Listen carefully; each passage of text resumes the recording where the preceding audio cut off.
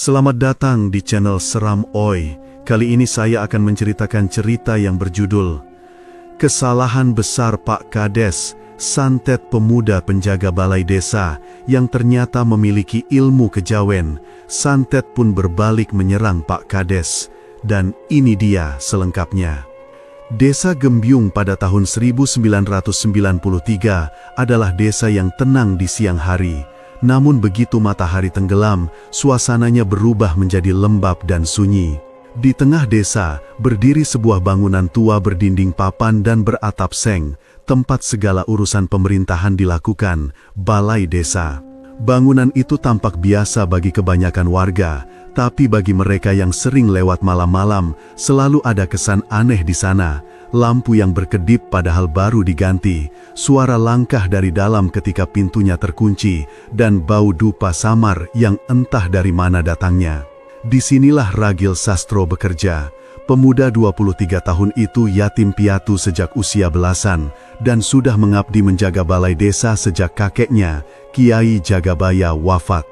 Tubuhnya kurus, kulitnya sawo matang, matanya teduh tapi menyimpan kedalaman yang sulit ditebak. Ia dikenal sopan dan jarang bicara, namun ada kebiasaan yang membuat warga sering bergidik. Ragil selalu menyalakan dupa hitam di pojok balai setiap malam Jumat, lalu duduk bersila membaca sesuatu dalam bahasa Jawa kuno yang sudah jarang terdengar. Katanya, itu peninggalan ilmu kakeknya. Malam itu, jam hampir menunjukkan 11. Ragil baru saja menutup jendela kayu ketika suara langkah berat terdengar dari arah serambi. Ia tahu siapa yang datang. Langkah itu khas, berirama keras dan percaya diri. Pak Kades Sutarmo. Orang itu baru menjabat 2 tahun, tapi sudah menguasai desa seperti milik pribadi. Penampilannya selalu rapi, kemeja putih disetrika licin, rambut disisir minyak, dan cincin akik besar menghiasi jarinya. Warga menganggapnya berwibawa, tapi Ragil sering melihat sisi lain, mata yang menyimpan keserakahan, dan mulut yang gemar memerintah tanpa rasa.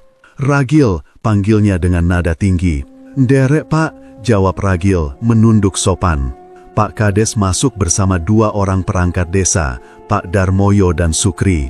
Mereka membawa map tebal dan beberapa lembar kwitansi. Ragil paham, malam ini bukan urusan biasa. Orang-orang itu tak pernah rapat larut malam, kecuali untuk hal yang tak boleh didengar warga.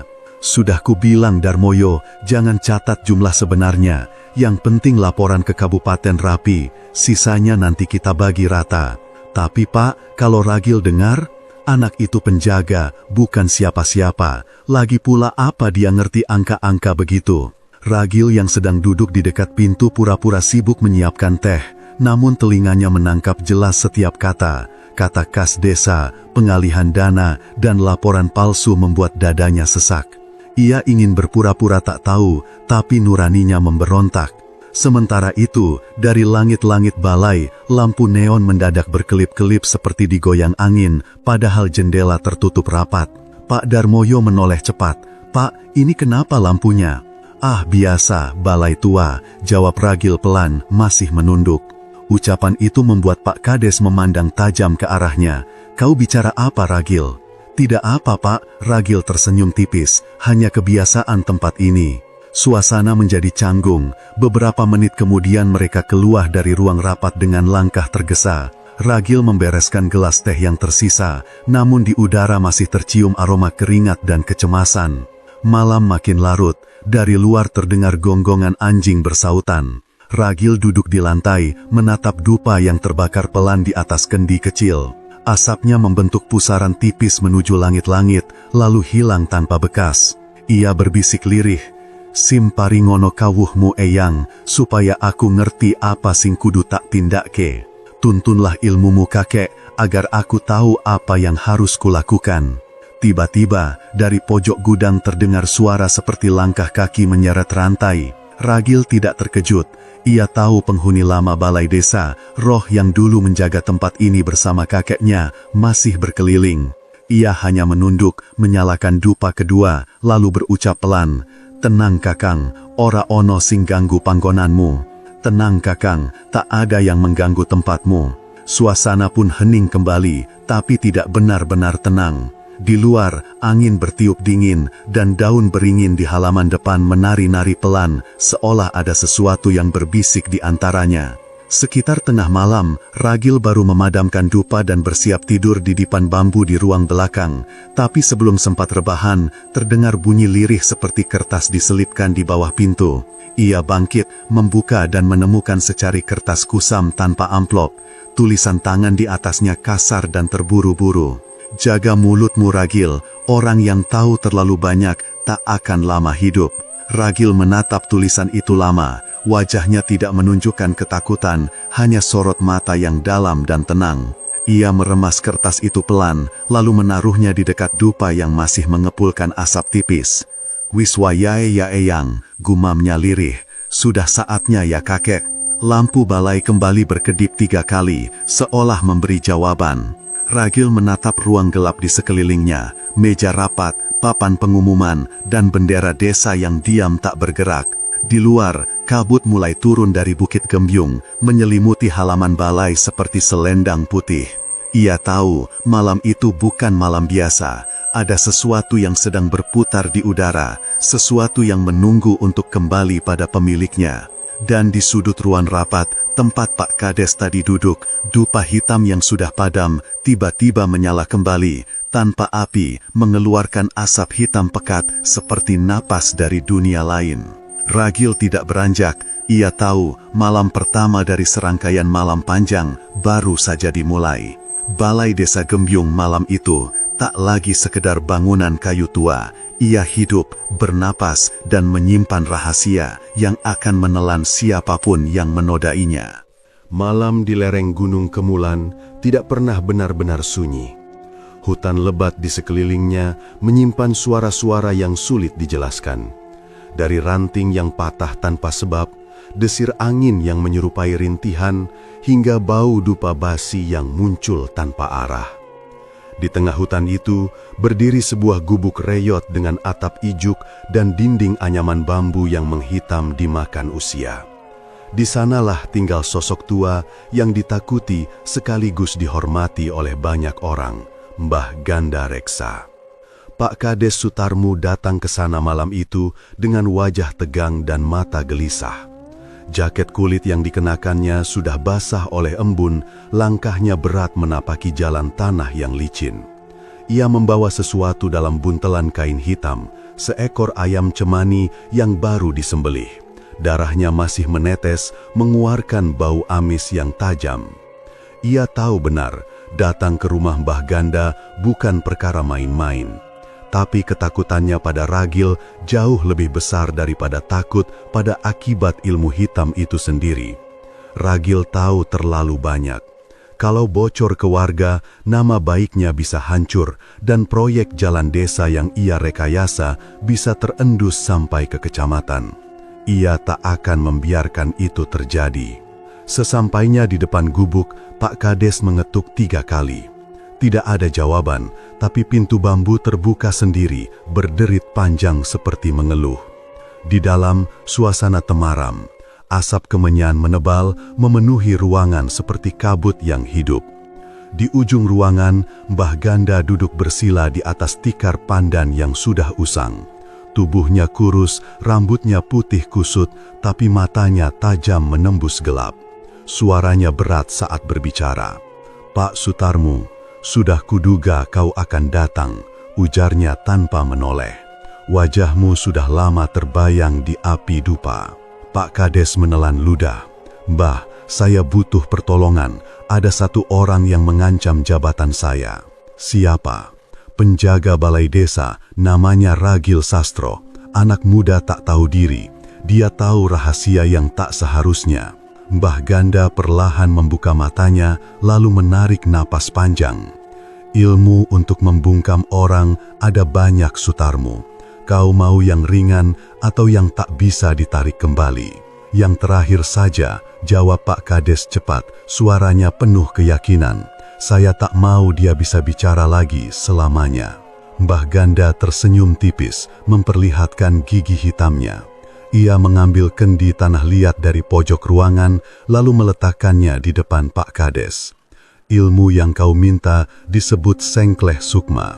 Ia memisahkan jiwa dari raga, membuat korban hidup tapi jiwanya kosong, seperti orang linglung menunggu mati. Pak Kades mengangguk, asal dia tidak bisa membuka mulut, itu cukup. Tapi ada syarat, kata Mbah Ganda pelan. Kau harus menyerahkan tumbal, darah ayam cemani, sedikit rambutmu sendiri, dan nama lengkap korban diucapkan 3 kali saat darah menetes ke kendi ini. Tanpa ragu, Pak Kades membuka buntelan kain hitam. Ia menaruh ayam cemani di depan Mbah Ganda. Hewan itu sudah mati, matanya terbuka, bulunya mengilap bagai diselimuti jelaga. Lakukan, Mbah, saya siap. Mbah Ganda mengangguk, lalu mulai menyiapkan peralatan ritual. Segenggam tanah kuburan, sebatang lilin hitam, dan segelas air dari sungai bawah Gunung Kemulan. Asap kemenyan makin pekat, membuat mata perih dan dada terasa sesak. Sekarang, ucapnya lirih, ucapkan nama itu. Pak Kades meneteskan darah ayam ke dalam kendi tanah liat. Ragil Sastro, katanya pelan. Tetes kedua, Ragil Sastro. Tetes ketiga, Ragil Sastro. Begitu nama itu selesai diucapkan, api lilin bergetar dan mengecil, lalu tiba-tiba membesar menyambar kendi. Asap hitam mengepul ke langit-langit gubuk. Mbah Ganda menatap dalam, wajahnya berubah serius. Ilmu ini menuntut keseimbangan Sutarmu, katanya dengan nada tajam. Bila yang kau serang memiliki benteng yang lebih tua, santet akan pulang ke tuannya. Dan bila itu terjadi, tak ada jampi yang bisa menahannya. Pak Kades tertawa pendek menepuk dadanya. Mana mungkin anak jaga balai punya benteng? Ilmu apa yang bisa dia punya? Paling cuma baca-baca mantra peninggalan kakeknya. Kadang warisan tua tak terlihat tapi hidup dalam darah, gumam Mbah Ganda sambil menatap api. Di luar petir menyambar keras, hujan turun tanpa aba-aba, mengguyur atap gubuk dengan suara bergemuruh. Angin kencang menerobos celah bambu, membuat kemenyan padam sendiri. Kendi tanah liat di depan mereka bergetar hebat, lalu retak di bagian bawahnya, mengeluarkan suara krek panjang. Mbah Ganda tersentak, ia menatap retakan itu dengan mata lebar. Alam menolak, katanya pelan. Pak Kades menyipitkan mata, tidak percaya. Apa maksudnya menolak? Bukankah ritualnya sudah jadi? Tidak semua korban bisa diterima bumi, Sutarmu. Kadang roh penjaga yang lebih tua berdiri di belakangnya. Petir kembali menyambar, kali ini sangat dekat, hingga seluruh gubuk bergetar. Kendi di hadapan mereka pecah sebagian, darah ayam di dalamnya menguap jadi asap hitam pekat yang membentuk bayangan menyerupai wajah Ragil, samar namun jelas menatap mereka. Pak Kades mundur 1 langkah, tapi cepat menegakkan badan. Saya tak peduli, saya sudah bayar tumbalnya, lakukan sampai selesai, Mbah. Ritual ini sudah selesai, jawab Mbah Ganda datar. Tapi apa yang akan terjadi setelahnya di luar kuasaku. Mbah Ganda lalu meniup sisa abu kemenyan ke arah kendi pecah. Api lilin padam. Hujan di luar makin deras, membuat udara di dalam ruangan semakin dingin dan basah. Beberapa detik hening, hanya suara hujan dan napas mereka yang terdengar. Pak Kades hendak berbicara, tapi tiba-tiba lilin hitam yang padam itu menyala lagi dengan sendirinya. Api biru berkedip liar, menari di udara. Wajah Mbah Ganda memucat, pergilah sekarang Sutarmu. Pulanglah sebelum dini hari, jangan menoleh ke belakang, apapun yang kau dengar. Tanpa bertanya lagi, Pak Kades segera bergegas keluar. Angin di luar menusuk seperti pisau. Saat ia melangkah menuruni jalan setapak, terdengar suara aneh dari belakang, seperti seseorang tertawa lirih lalu menangis panjang. Ia ingin menoleh, tapi teringat peringatan dukun tua itu. Ia mempercepat langkah, menembus kabut dan hujan yang semakin deras. Di kejauhan, cahaya petir sesekali memperlihatkan bayangan pohon-pohon tinggi yang tampak seperti sosok manusia berdiri tegak mengawasinya. Mbah Ganda masih duduk di dalam gubuk. Pandangannya tertuju pada kendi pecah yang kini diam, tapi di dalamnya ada sesuatu yang berdenyut perlahan, seperti jantung yang hidup. Ia menatapnya lama, wajahnya pucat dan penuh cemas. Ilmu ini tak seharusnya digunakan lagi, gumamnya lirih. Malam semakin pekat. Dari arah bawah gunung, tepat ke arah desa Gembyung, angin bertiup kencang, membawa aroma amis dan dupa terbakar.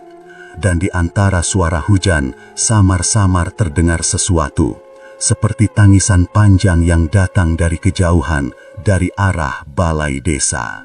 Hujan turun deras malam itu, menimpa atap balai desa Gembyung dengan suara gemuruh yang menelan kesunyian. Petir sesekali menyambar, memantulkan cahaya putih ke dinding papan tua dan menimbulkan bayang-bayang yang bergerak seperti makhluk hidup. Ragil Sastro duduk bersandar di depan meja kayu panjang, napasnya berat, matanya sayu. Keringat dingin menetes dari pelipis meski udara malam menggigit. Sejak senja tadi, tubuhnya terasa berat, otot-ototnya kaku seperti ditarik kedua arah, kepalanya pusing seperti ada tangan tak kasat mata yang menggenggam ubun-ubunnya. Namun entah kenapa, ketika dupa hitam warisan kakeknya ia nyalakan, asapnya menebar wangi yang aneh, wangi tanah basah bercampur bunga kenanga. Dari pusaran asap itu, muncul kilau samar seperti bara kecil yang menari pelan. Wangi ini tidak seperti biasanya, gumam Ragil pelan, menatap asap yang berputar di depannya. Asap itu menebal, lalu membentuk siluet manusia berjubah putih kusam, rambut panjang yang telah memutih, dan tongkat kayu nagasari di tangan kiri membuat Ragil tertegun. Ia mengenali sosok itu meski telah lama tiada, Kiai Jagabaya, kakek sekaligus penjaga ilmu leluhur desa Gembyung. Suara lirih bergema di dalam kepalanya, seperti bisikan yang keluar dari dinding angin. Ragil cucuku, ingatlah, ilmu mereka datang dari amarah, tapi ilmu kita dari keseimbangan. Jangan melawan dengan dendam, lawan dengan kesadaran. Ragil menunduk, air matanya jatuh tanpa ia sadari. Mbah, mereka ingin mencelakaiku. Aku merasakannya, ada yang menusuk dari jauh. Bayangan Kiai Jagabaya tidak menjawab, ia hanya mengangguk pelan, lalu mengangkat tangannya ke arah dupa. Asap menebal, menari di sekeliling Ragil hingga menutupi ruangan. Dalam kepulan itu, Ragil mendengar sayup-sayup suara-suara yang tak asing, desis ular, tangis perempuan, dan jeritan samar seperti orang disiksa. Ia paham, itu bukan halusinasi. Itu adalah gelombang ilmu Sengkleh Sukma, santet yang mencoba memisahkan roh dari raganya. Ragil segera duduk bersila, menutup matanya rapat, kedua tangannya bersedekap di dada. Ia mulai melafalkan mantra warisan kakeknya, mantra yang memadukan bahasa Jawa kuno dan ayat-ayat suci. Sira kawulo, kawulo sira, kang sejati ora pisah.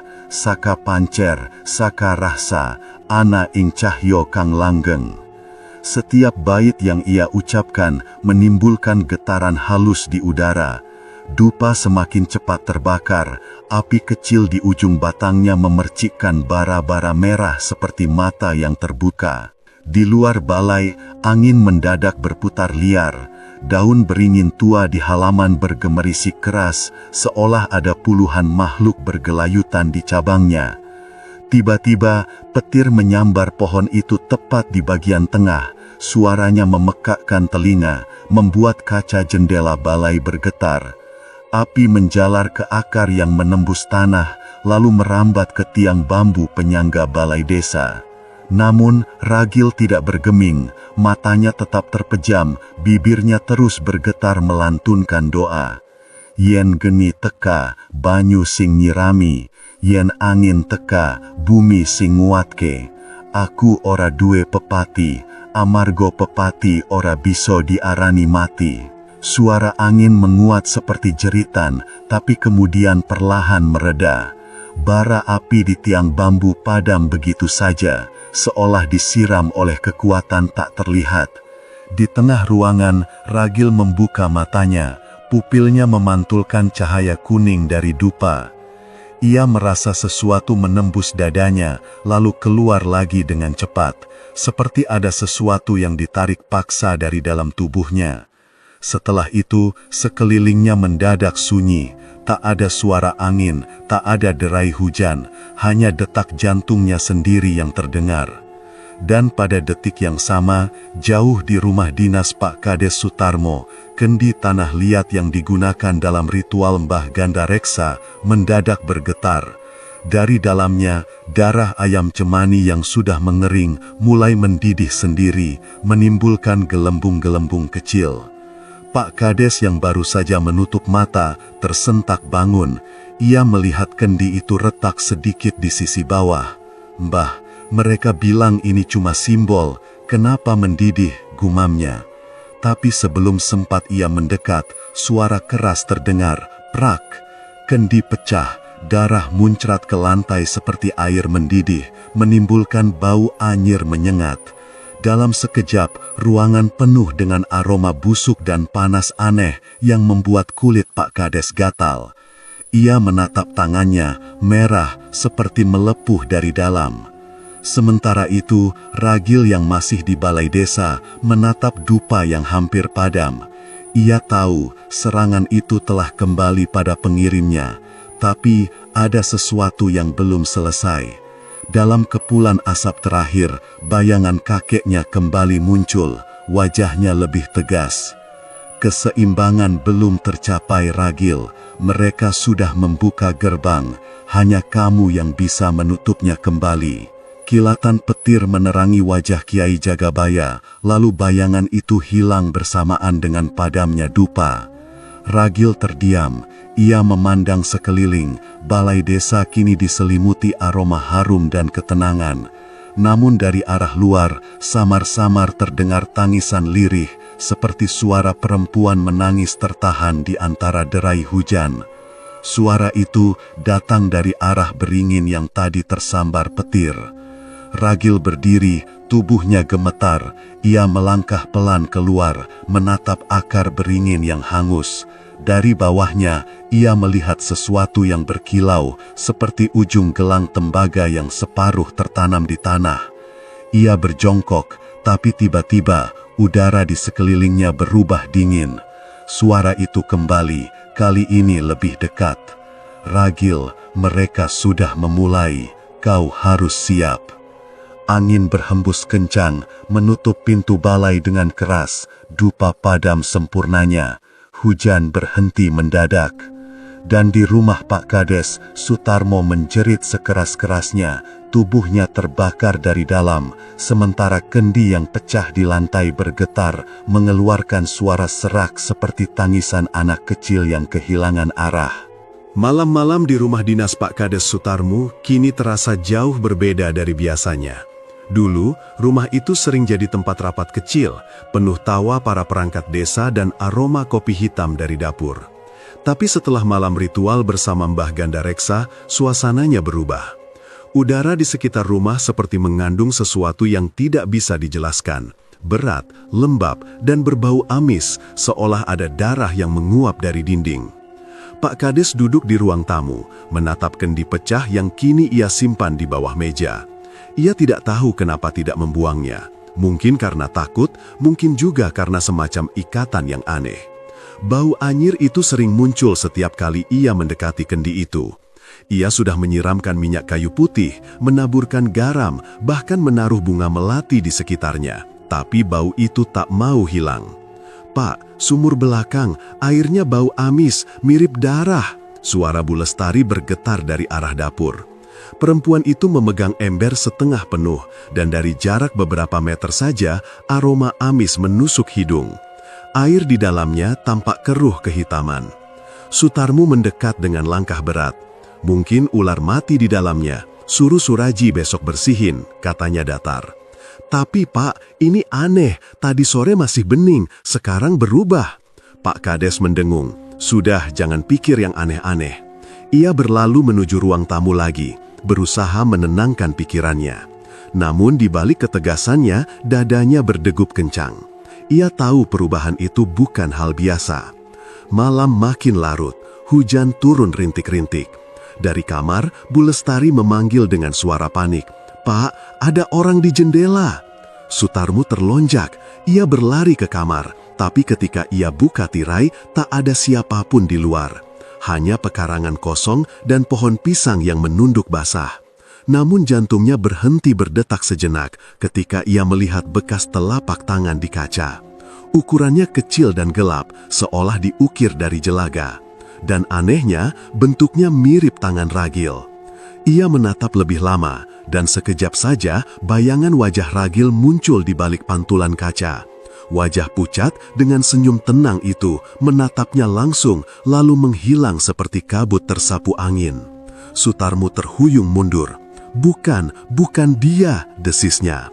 Sejak malam itu, suara langkah di atap mulai terdengar setiap malam. Seperti seseorang berjalan perlahan dengan kaki basah, berpindah dari ujung ke ujung.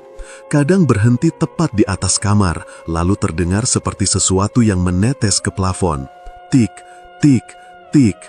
Bu Lestari tak tahan lagi. Ia menangis, "Pak, kita pindah saja, saya nggak kuat, tiap malam begitu terus, saya takut kalau ragil benar-benar datang." "Diam, Tari," bentak Sutarmu. "Kita nggak bisa pindah begitu saja.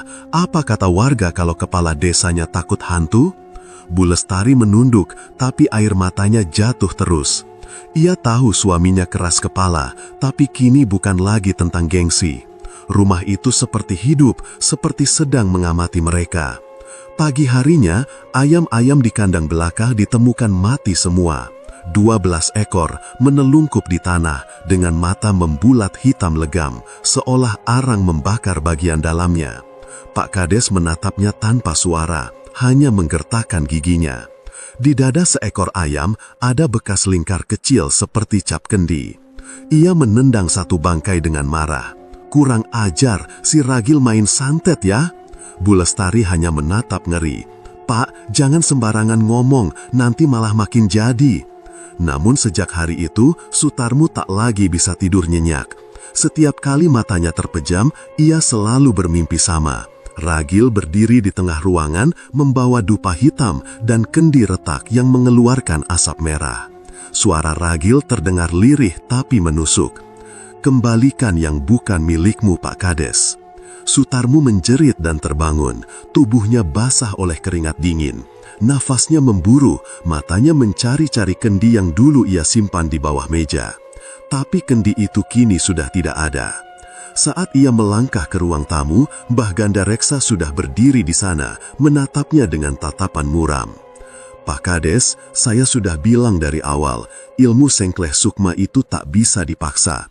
Kekuatan alam berbalik, apa yang jenengan kirim sudah kembali," ucap Mbah Ganda dengan suara parau. "Omong kosong," bentak Sutarmu. "Kau yang gagal, Mbah. Aku sudah bayar mahal, Mbah, tapi sekarang malah aku yang diganggu. Ini semua salahmu." Mbah Ganda menarik nafas panjang, matanya sayu. "Kalau jenengan masih keras kepala, maka rumah ini akan jadi tempat menjemput ajal. Saya pamit." Tanpa banyak bicara, dukun tua itu melangkah keluar.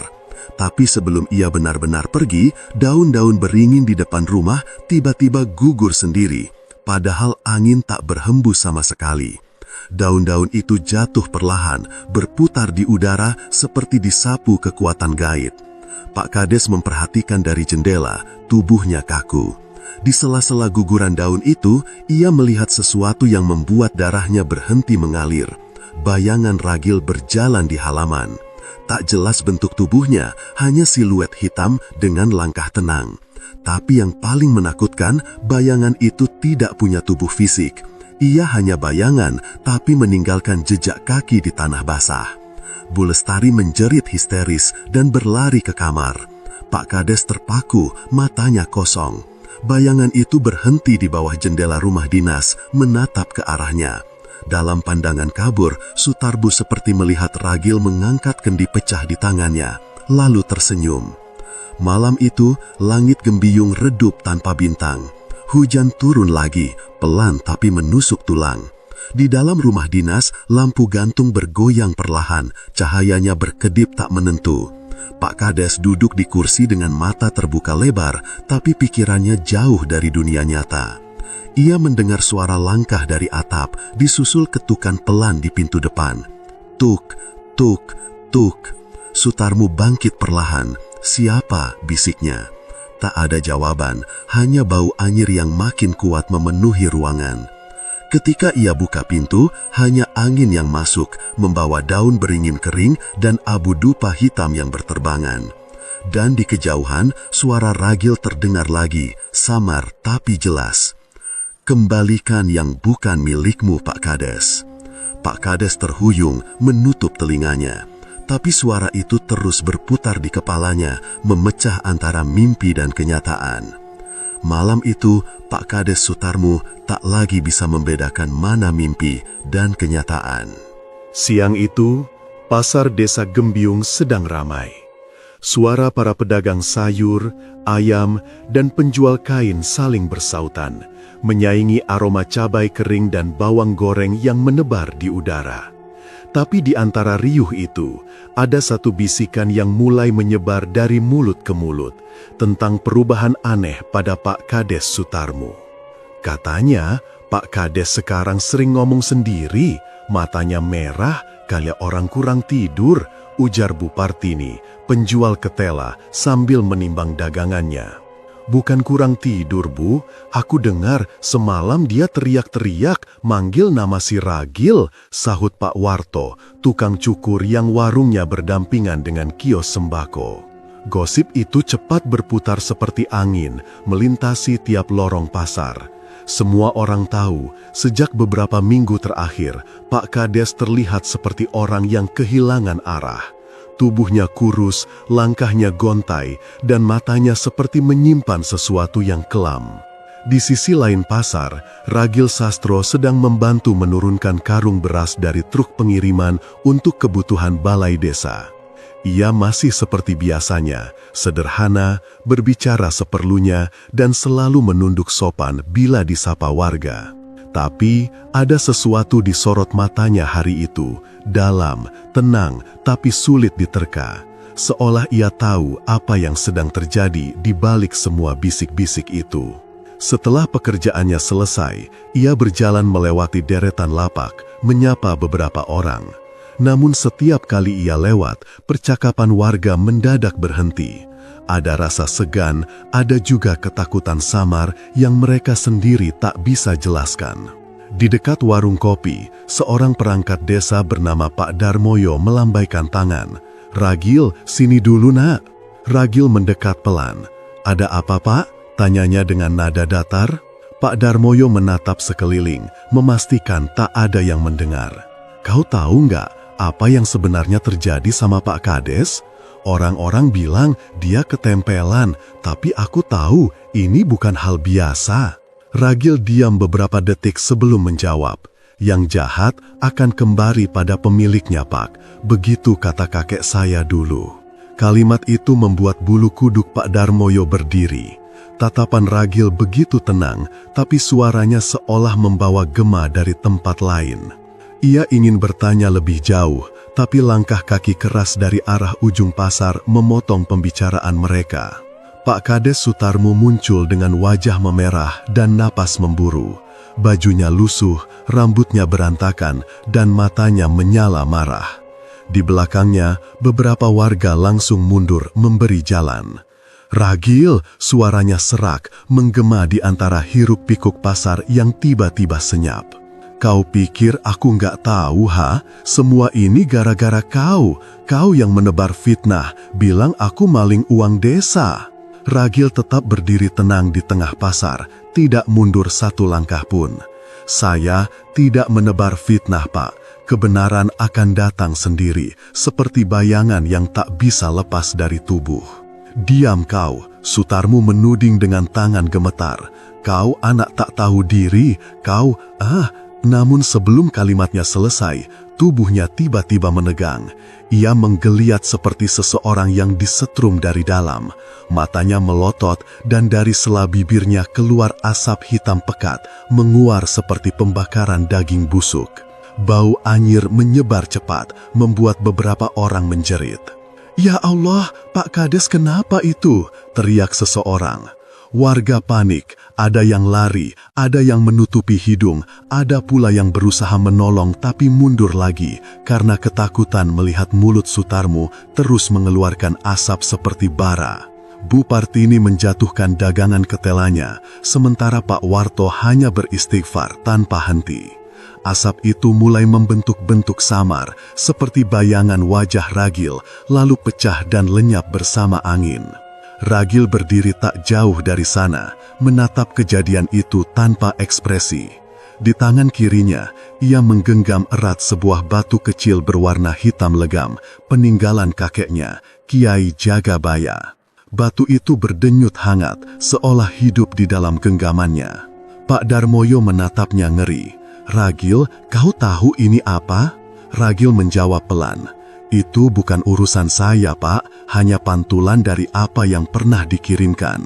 Sementara itu, Sutarmu masih berlutut di tanah, tubuhnya gemetar hebat, suaranya parau, seperti seseorang yang berbicara dari tenggorokan yang terbakar.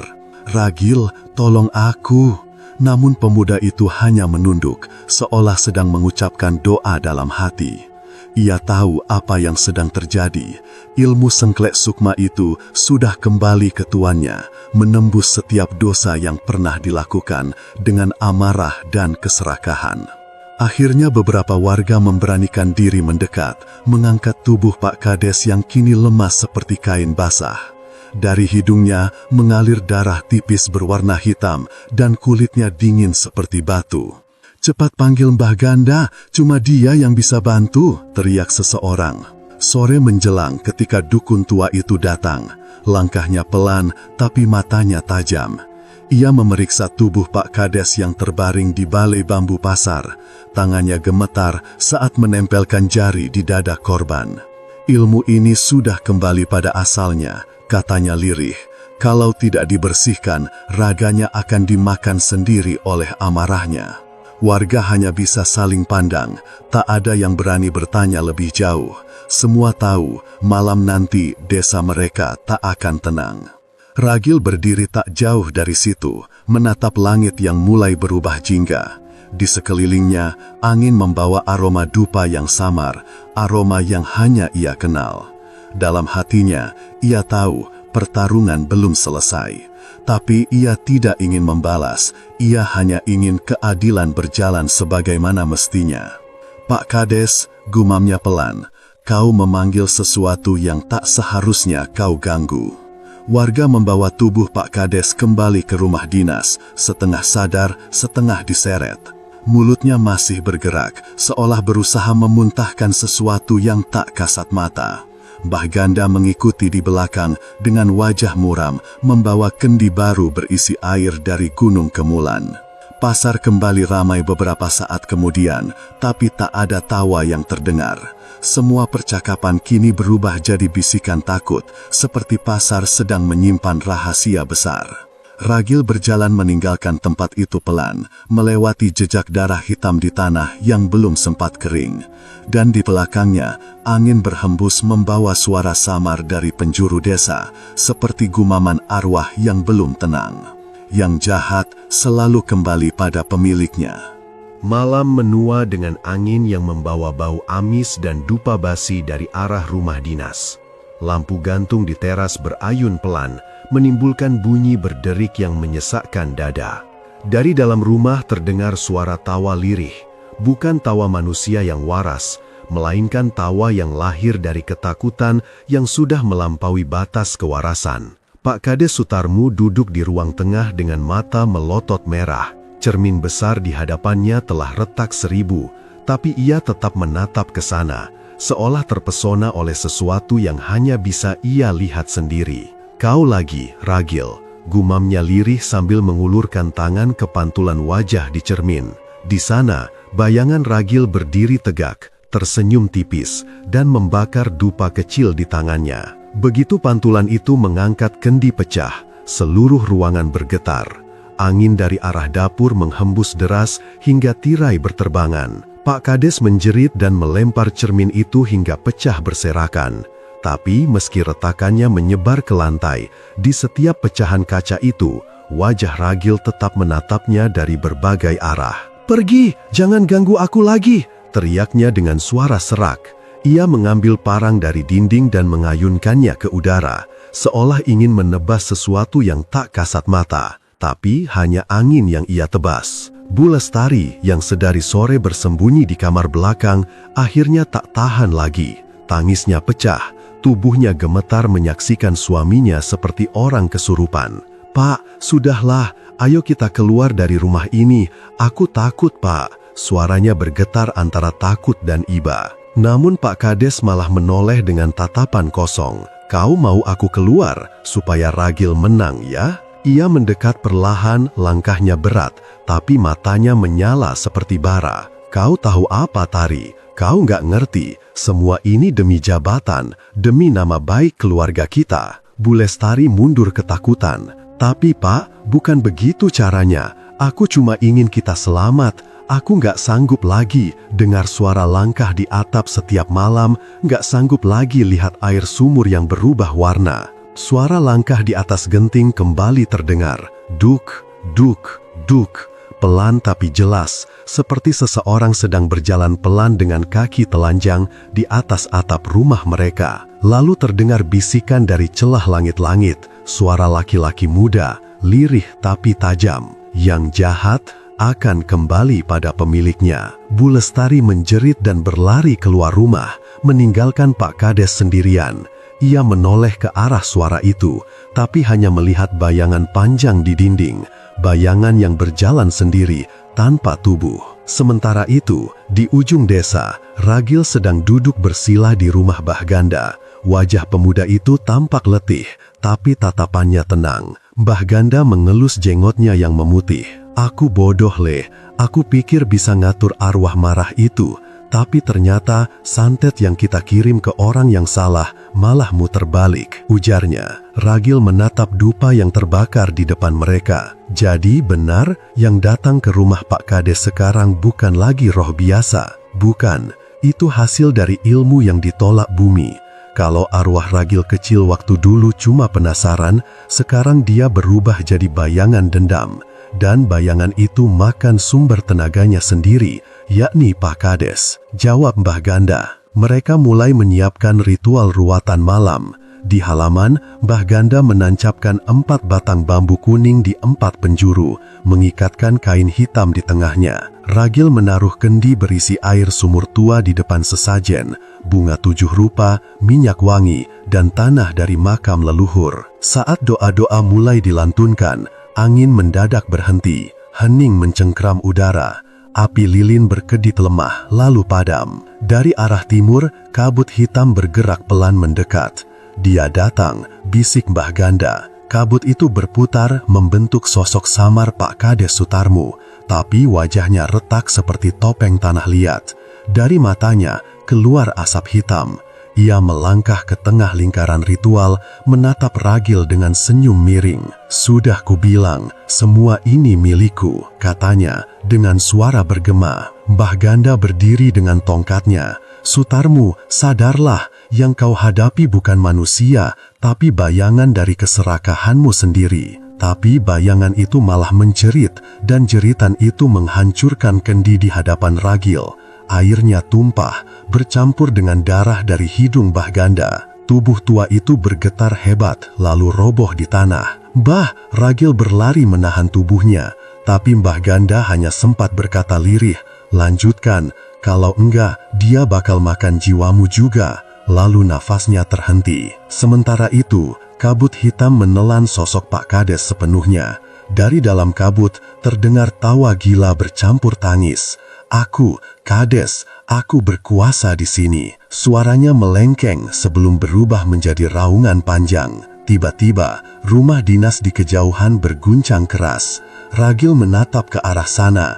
Atap rumah itu runtuh sebagian, dan api kecil menyala dari jendela. Dari celahnya, terlihat bayangan hitam keluar menembus langit malam. Pak Kades masih berdiri di ruang tengah, tapi tubuhnya kini setengah tertelan kabut. Tolong, Ragil, suaranya parau, penuh ketakutan yang sesungguhnya. Namun tubuhnya mulai membiru, kulitnya mengeras seperti arang. Satu demi satu kenangan buruk berputar di kepalanya. Saat ia memerintah menyingkirkan Ragil, saat ia memaksa Mbah Ganda mengirim santet, dan saat ia menertawakan penderitaan orang lain demi kekuasaan. Semua itu kini menelan balik kesadarannya. "Mbah, hentikan, aku nggak kuat," gumamnya dengan suara gemetar. Tapi Mbah Ganda sudah mati, tak ada siapapun yang bisa menolongnya lagi. Kabut itu masuk ke dalam tubuhnya melalui hidung dan mulut. Ia tersentak, lalu tertawa histeris.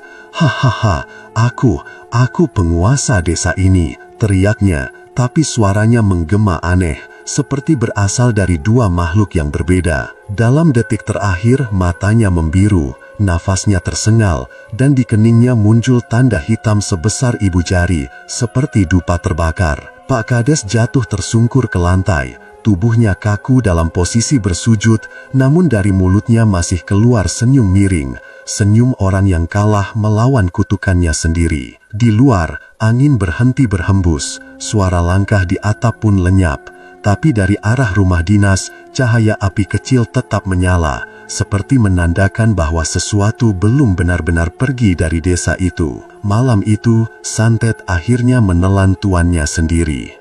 Hujan semalam meninggalkan jejak di setiap sudut desa Gembyung. Jalanan masih becek, daun-daun jati meneteskan sisa air dari ujungnya, dan udara pagi berbau tanah basah bercampur dupa yang terbakar setengah. Langit keabu-abuan menggantung rendah, seperti menekan atap-atap rumah penduduk yang pagi itu mulai ramai oleh bisik-bisik cemas. Rumah dinas Pak Kades menjadi pusat kerumunan. Beberapa warga berdiri di depan pagar, sebagian lagi menutup hidung mereka. Bau anyir bercampur wangi dupa gosong memenuhi udara, menusuk sampai ke tenggorokan. Di dalam rumah, tubuh Pak Kades Sutarmo duduk membeku di kursinya. Wajahnya tampak tenang, bahkan seperti tersenyum, tapi kulit di sekitar keningnya kehitaman, bekas hangus kecil sebesar koin, seolah sesuatu semalam telah menempel di sana dan membakar pelan. "Subhanallah, kok bisa begini?" ucap Pak Darmoyo, perangkat desa yang paling tua, menatap dengan wajah ngeri. Ia menunduk, lalu cepat-cepat menutup mulut dengan tangan. Bau itu terlalu tajam. "Seperti bau darah basi," bisik seorang warga perempuan. "Bukan Bu, ini bau dupa gosong," sahut yang lain. Namun siapapun yang mencoba mendekat lebih jauh akan merasa udara di ruang tamu itu lebih dingin dari luar, seolah waktu di sana berhenti sejak malam tadi. Bu Lestari datang dengan langkah tertatih, wajahnya sembab dan bajunya basah oleh embun. Ia menatap tubuh suaminya yang kaku di kursi, lalu lututnya goyah. Tangisnya pecah tanpa suara. "Astagfirullah Sutarmo, apa yang sudah kau lakukan pada dirimu sendiri?" Ia duduk di lantai, menggenggam tangan dingin itu erat-erat. "Aku sudah bilang, kita harus pergi, tapi kamu terlalu keras kepala," suaranya pecah di antara sesenggukan. Beberapa ibu mencoba menenangkannya, tapi Bu Lestari menepis halus.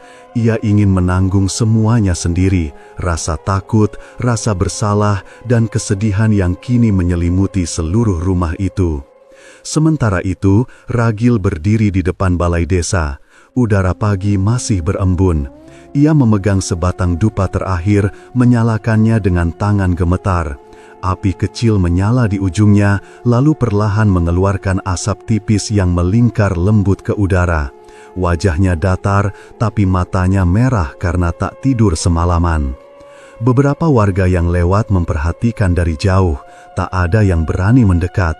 Mereka tahu sejak semalam Ragil dan Mbah Ganda mencoba menenangkan arwah yang tersesat, tapi hanya Ragil yang pulang. Mbah Ganda ditemukan di halaman rumahnya, terbaring dengan tangan menggenggam sisa abu dupa. Ragil meletakkan dupa itu di atas batu kecil di depan balai desa, lalu berlutut. Suaranya pelan, hampir seperti bisikan. Untuk yang sudah pergi, jangan kembali membawa dendam. Untuk yang tersesat, biarlah tenang di jalanmu.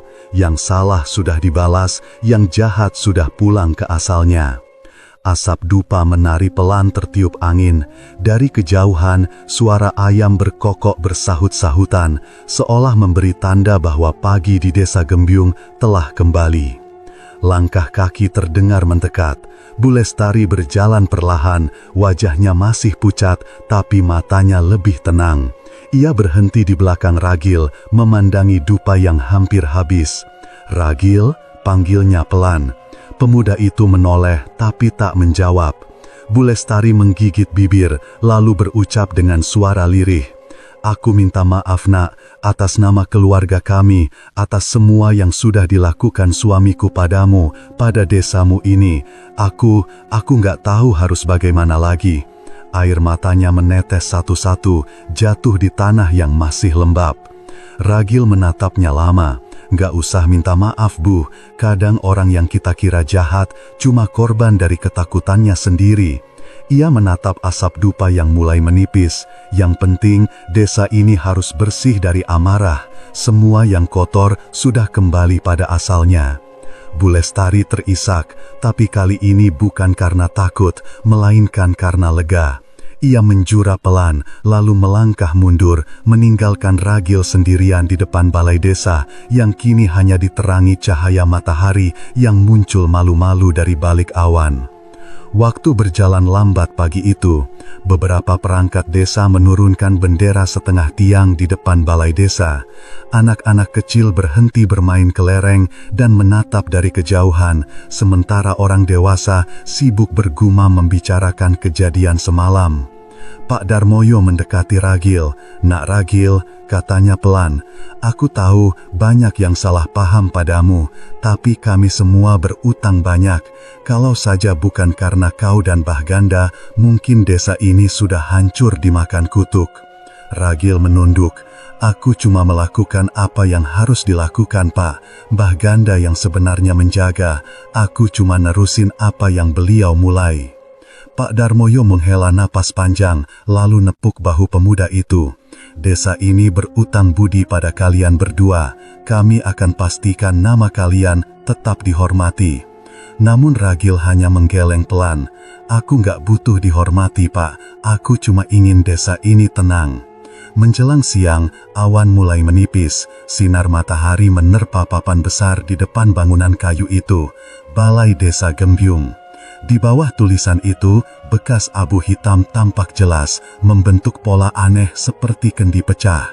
Beberapa warga mencoba membersihkannya, tapi abu itu seolah menyatu dengan kayu, meninggalkan warna kehitaman yang tak bisa dihapus. Ragil menatapnya lama, lalu berbisik, "Itu tanda terakhir dari yang dulu belum selesai." Ia kemudian berdiri dan memadamkan sisa dupa dengan jari. Asap terakhir mengepul ke udara, melayang tinggi sebelum lenyap di langit biru yang perlahan cerah. Bu Lestari memandangi Ragil dari kejauhan. Dalam hatinya, ia tahu pemuda itu tidak akan lama tinggal di desa ini. Orang seperti Ragil yang hidupnya dituntun keseimbangan selalu datang hanya untuk menenangkan badai, bukan untuk menetap. Dan benar, saat matahari mulai condong ke barat, Ragil sudah berjalan meninggalkan balai desa dengan langkah tenang. Tak ada upacara, tak ada perpisahan, hanya aroma dupa terakhir yang masih tersisa di udara, menandai akhir dari sebuah bab gelap di desa mereka. Angin bertiup lembut, membawa daun jati jatuh di atas papan Balai Desa Gembyung. Abu berbentuk kendi itu perlahan tersebar, tapi sebagian tetap menempel di sana, seperti ingin menjadi pengingat. Pagi itu, desa kembali bernapas. Tak ada lagi langkah di atap, tak ada lagi bisikan dari dalam sumur, dan tak ada lagi wajah pucat yang menatap dari balik jendela rumah dinas.